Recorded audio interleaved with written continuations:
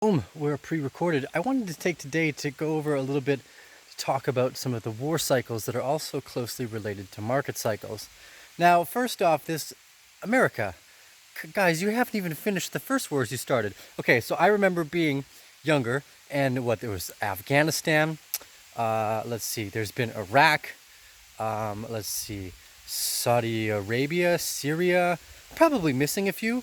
But you guys need to learn to finish what you started the first time, or maybe not start a new one at all. Like, you already have enough going on in all of these countries, and those were all failed war attempts. I mean, the hardest part is the realization that a lot of the times negative market cycles are then closely linked and followed by war. And they actually expedite the process of the market degradation. Now, it's one of these weird and abstract things that I'm constantly pondering in my mind. But what does this kind of stuff do to the markets? You know, everyone's excited about Bitcoin going to 10,000, and I myself also agree that it's going there. But I'm really starting to wonder, as these things get worse and worse, what is the value of an asset? The more risk there is in life in general, the less privilege you have to think about things like value, creation, wealth acquisition. And it's always such a disturbing fact to see, they're like, oh, we found the Iranian fingerprints. It's like, look at the bomb that was made. You know how easy it is to make it look like someone else did something? Like, I'm not even that good at hacking or like, let's say, crime. I've never done any of it. So in the point of the story is it'd be pretty easy, I think, to make it look like someone else did something. There's just, you got to look for those opportune moments. And it seems so, it just seems almost impossible that it was Iran. Anyways, the point of the conjecture that I wanted to make here was, if the United States gets into a war and if there is market recessions, what does that do to the price of Bitcoin and the rest? Again, I'm not saying it's going to negatively affect it, but just as a personal question, if there is a new war that starts, chaos breaks out, gas prices jump, what does that do? What does that do to the rest of the global economy? What does it do to the system that we currently live in?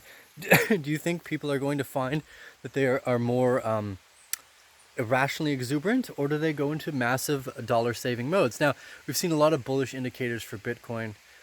The idea that they're going to start printing money, potentially, the lowering of rates again. We see the Fed stepping backwards on all the things that it said it wasn't going to.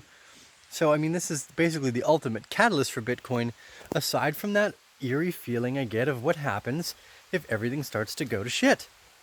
I don't think that there were huge market bursts and bumps during any of the wars. So this just comes down to, I mean, obviously these all the wars that America started by itself are vastly different than, say, World War I or World War II, where you had multiple countries entering into this, let's call it a game plan.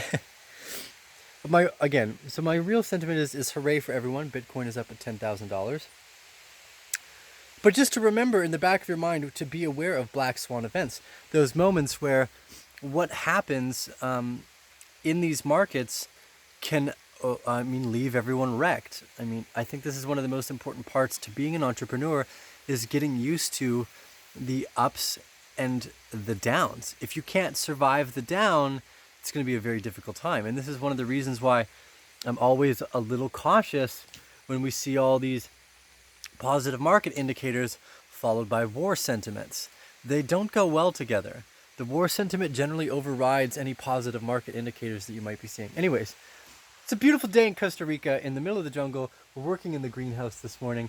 I just wanted to do a quick little video update about my thoughts on, hey, America, don't start any new wars. You haven't finished any of your old ones.